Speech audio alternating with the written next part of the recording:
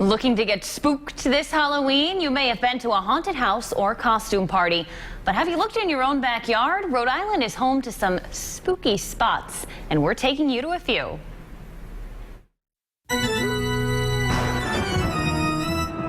Right here in the 1885 Rhode Island State Census Mills Ramtail Factory, haunted. We are in the Ramtail Factory. Had this been here, we'd be sitting right here, the wheel pit right there, right in front of me. It seems like a fully functioning factory at the time. Why and how did it become haunted? Yeah, well, 5 partners in 1813 bought the 6 acres of land. William Potter, who was actually from Warwick, Rhode Island, he took on his 2 son-in-laws, Marvin Round Peleg Walker, his brother-in-law Jonathan Ellis, and his son, Only Potter, and they founded the Foster Woolen Manufacturing Company. But soon there was an argument over money, and Peleg Walker had been buying up a lot of property around the factory. There was a falling out, and one day, Peleg Walker was found dead in the factory on May 19th, 1822. an apparent suicide. Or was it? I found documents that a night before he died, signed at 1 in the morning under candlelight, his property being given to the Potters. But he didn't sign them. A few nights later, the factory bell started ringing. But no one was there. And then one night they woke up and the factory was turning full tilt. And a few nights later it was turning again, it started running, but this time the wheel was running opposite the flow of the river, which is almost impossible. Again, no one, and the hauntings remain.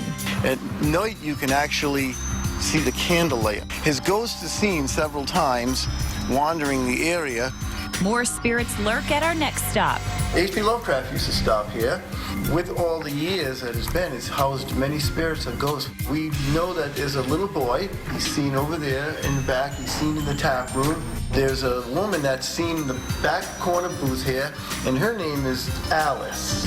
This table we're sitting in is where a video was shot of something getting up and walking around the corner and heading toward the stairs. Okay, I just got covered in goosebumps. I'm not kidding. We're inside now, and my whole body, I just got chills. How do they know of all the spirits? Investigating. We have the regular digital recorders. We have what is called a thermal scanner. Even dowsing rods. What does that mean? That means there's something there. And there it is pointing toward you. They want to point to you again. What is inside of me right now? Next stop on our haunted adventure, 9 Men's Misery in Cumberland. Why does it have that name? Well, because during King Philip's War on March 26, 1676, Michael Pierce's band of militia was attacked by a horde of Indians, and they broke ranks, and 9 men were captured and brought to this spot by the Indians where they were brutally murdered. On this spot where they were slain by the Indians were buried the 9 soldiers captured in Pierce's fight, March 26, 1676. This is so old. I mean, this was before our independence. Exactly. This is the oldest war monument in the country. It is kind of eerie and creepy, but you're saying people are hearing screams? Right here, the screams like the battle being reenacted. Not to mention the ghost of a child. The child is seen down the hill over there near the swamp. And a mysterious horseman. And no, he's not headless. You would hear a horse coming from a distance. He just all of a sudden appears and then disappears. Unlike the graves of 7 young souls at the Tillinghast Cemetery.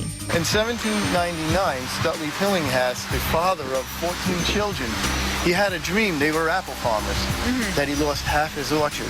This strange dream bothered the prominent apple farmer. Sarah, one of his children, became ill shortly after with consumption, which is tuberculosis, and she died quickly within a few months.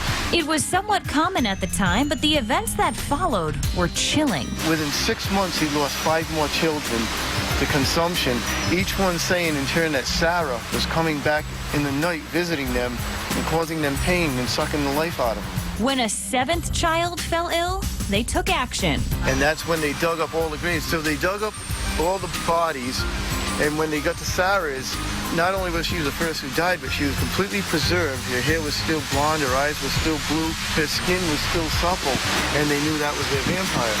In the end, I guess you could say he did lose half of his orchard. Stutley buried 7 of his 14 children.